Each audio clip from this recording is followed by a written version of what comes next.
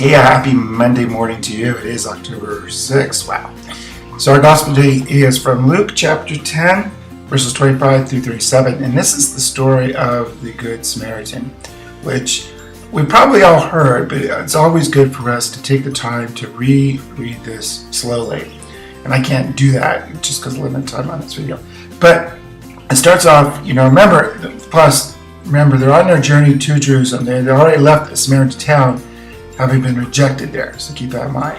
And a scholar of law comes up to Jesus and says, "What must I do to inherit life?"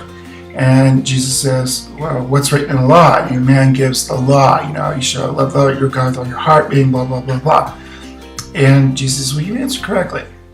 Then it does say the man wants to justify himself. It says, "And who is my neighbor?" And that's where Jesus gives the story of the Good Samaritan. And in the Samaritan story, it says a man, it doesn't say who or what, and where he came from. Just as a man was robbed and left for dead, is stripped and left for dead. So there's no way for this man to identify who he was. There's no clothes, no speech pattern, nothing. And it says that the Levites and the priest walked on by. But it was the Samaritan man, without knowing who this man is the one who cares for him. At the very end is the kicker. Jesus answered, Jesus asked, "Well, who is the true neighbor to the robber victim?" And the man answers, "The one who treated him with mercy." And Jesus says, "Go and do likewise." So the whole gist is, it's not just about following the code or following the dictates, the letter of the law. It comes down to that spirit of law, that mercy. We have to treat people with mercy. And this isn't just a minimalistic attitude. It's excessive. Remember, the Samaritan man picked up this unknown man, put him on his own horse, took him to inn, cared for him, and then offered to pay the remaining debt for the mercy, for the care of this injured man. And that's what it means for us as well.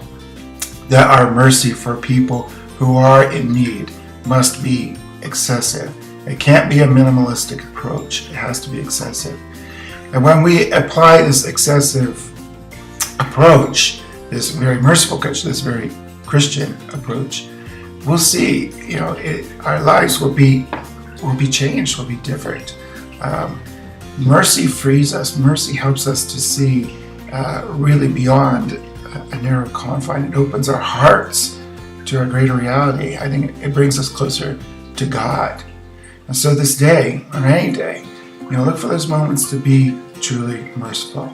Not because we have to, but because we want to. And we just don't do the minimum. All right? So y'all take care. And